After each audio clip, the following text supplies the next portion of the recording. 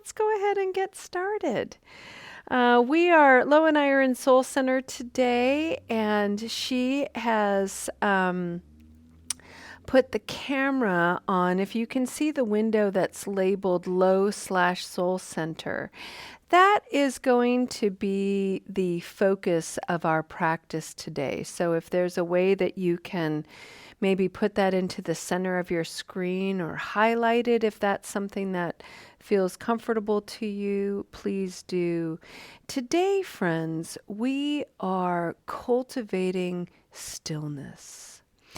And the cultivation of stillness is complementary to the theme that we are holding for the month of October in the Spokane Sangha, which is the exploration of grief. And the way we hold grief, the way we work through grief, the way we resist grief, and not just grief over the death of a loved one, but the grief that we experience that comes with confusion and disappointment, hurt feelings, expectation, attachment, things not being the way we want them to be, things not being the way we think they should be, expectations of ourselves. Golly, I thought I was so spiritual that I wouldn't get upset about this, that, or the other thing. Recently for me this week, I was under the weather and I was so frustrated, like I just don't have time to get sick. And my body was like, really, Julia? Well, we're going to stop you in your tracks. And, so mad. Would you look at that? So today we are going to slow it all down. And we're going to turn inward. And we're going to, if it feels resonant with you, turn the gaze toward this beautiful still life that I have created for you. And I'd like to invite the chime to sing as we prepare for this beautiful meditation.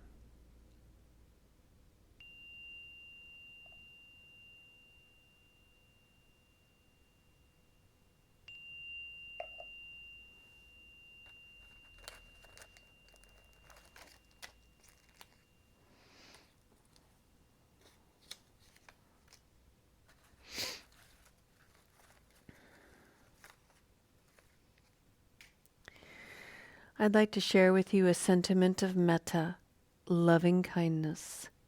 This one reads, "May you heal your wounds with great care."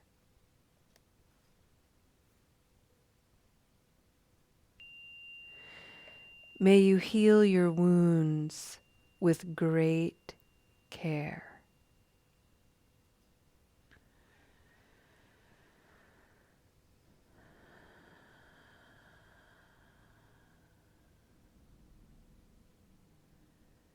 Today, the invitation to cultivate stillness is to allow the gaze to rest comfortably on this still life.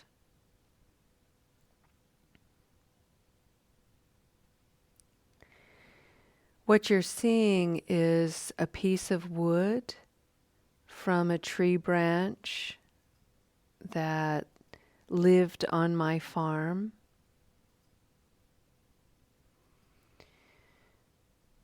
There are two branches, small little branches, twigs really, one from a sugar maple and another from a crabapple tree, also on my farm. Resting on top of this piece of wood are naturally dried flowers, brown-eyed Susans to be specific. And also pictured on our Gary altar are a couple of candles and a beautiful statue from India given to me by Lo of Ganesha,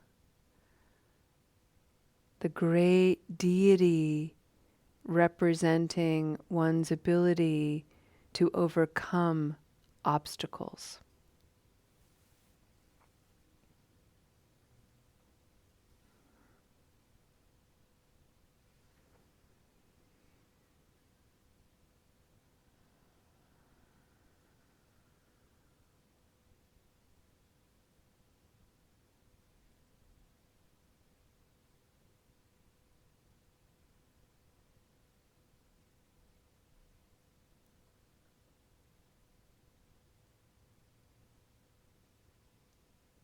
During the in-between moments of this practice, the intentional pauses where silence will manifest, I invite you to listen deeply to your body and to your own experience and find an anchor,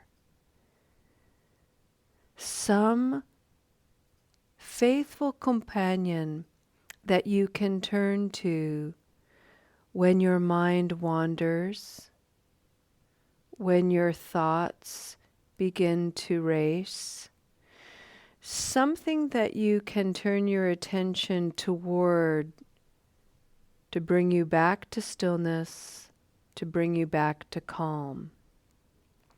It is very common to use the breath as an anchor.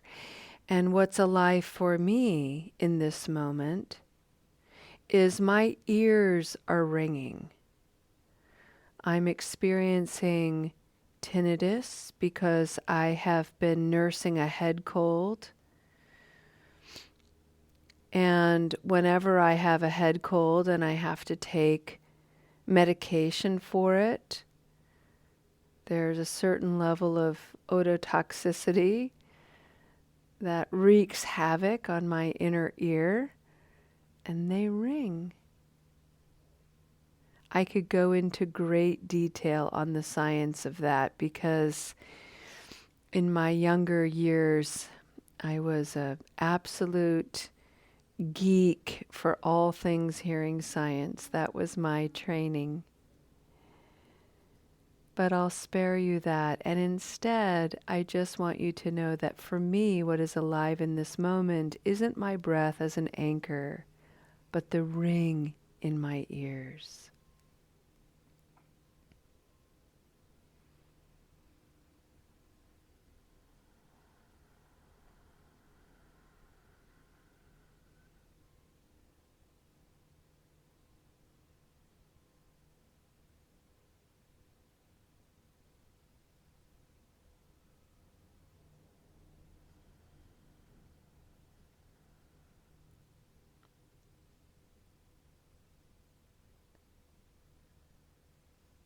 Allow your breathing to assume a natural rhythm.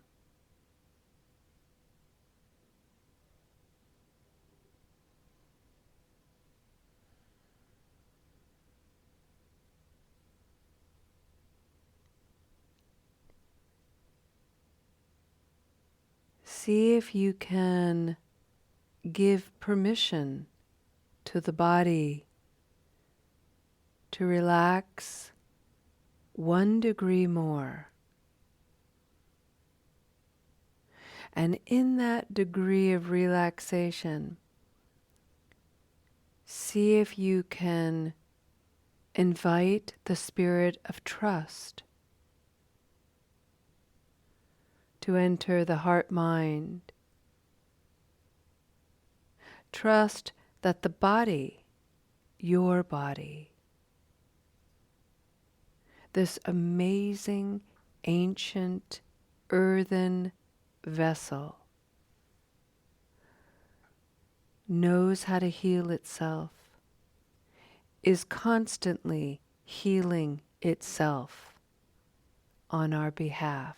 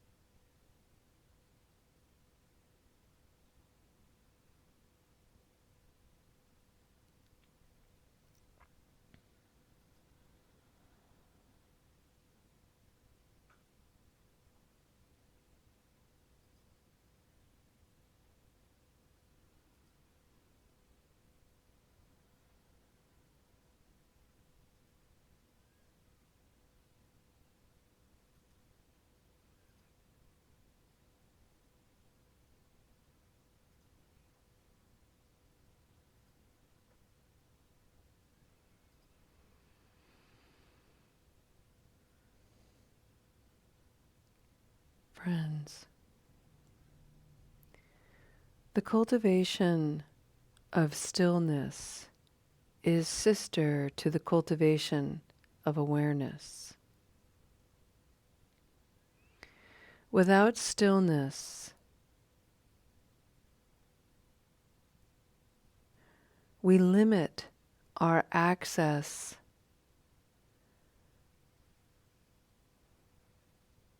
to seeing our emotional landscapes, our thoughts. We limit our capacity to recognize where tension and anxiety are settling in the body.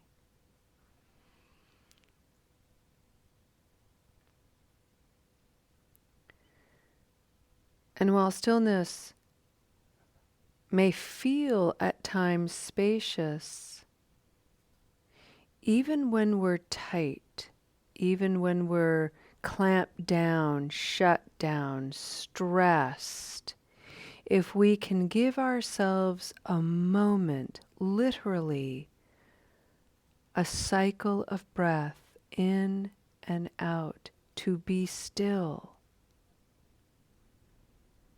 we give ourselves a moment of awareness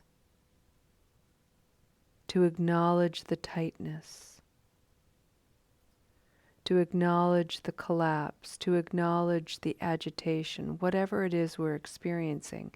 And in that acknowledgement, that's when space begins to soften and open.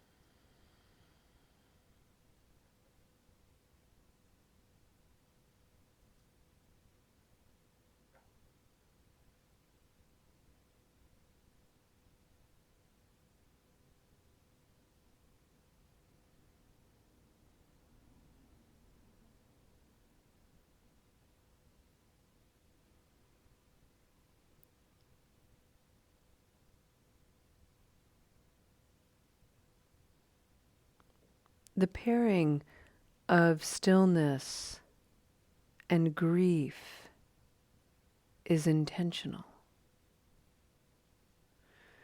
The experience of grief for a lot of people is painful, uncomfortable. And we have a habit energy of wanting to add momentum to that experience, to hurry on through, to just get over it, to move on, is a very common phrase surrounding the conditions of grief. You never hear someone say, "Oh, you're grieving? I hope you're cultivating a lot of stillness around that." It's almost never said. But that is precisely what we need for a time being, because movement will eventually come. But grief requires time to be still. And if you doubt, then I encourage you to go to nature. Nature is a far better instructor than I. And one of my favorite teachers is the sunflower. And as the sunflower is grieving its life, and as the garden is grieving its magnificence, its radiance, its energy, and as the sunflower is in its slow decline, grief has been wrapping it up in shorter days, cooler temperatures. The stalks of the sunflower pale. They lose their green vibrancy. The leaves wither and droop. The bright yellow petals shrivel and drop.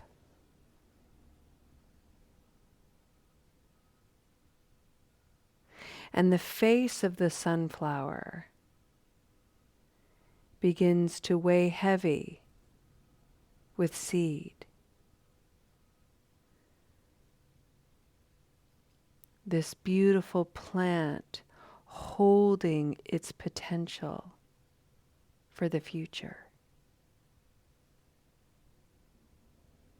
And in its grief and in its death and slow dying process, it becomes very still. And my favorite thing about the sunflower at this stage in its stillness is it knows intuitively to do something very profound, which is it bows to the earth and its seeds begin to fall. And there the seeds will slumber in winter's rest, and movement will happen unseen. And when the spring dawns, growth, new life, full possibility begins again. None of this can be witnessed in the absence of stillness. Your stillness embodied in your beautiful selves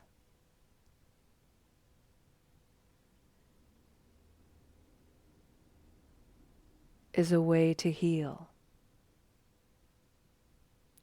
the wounds of grief.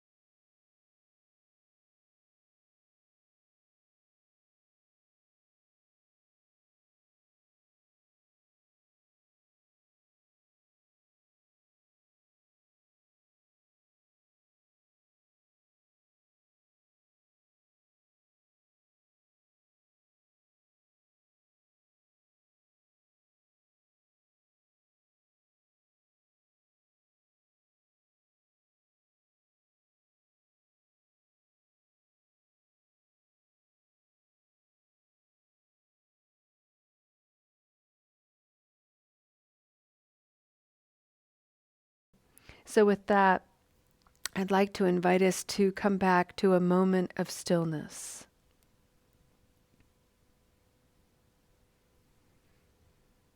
Take a deep breath.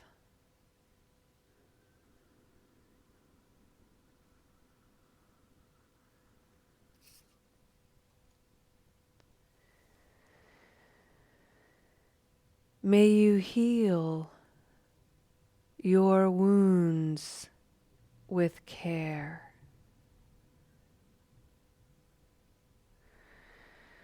And through our practice, may we cultivate the kind of care we need in order to heal those wounds.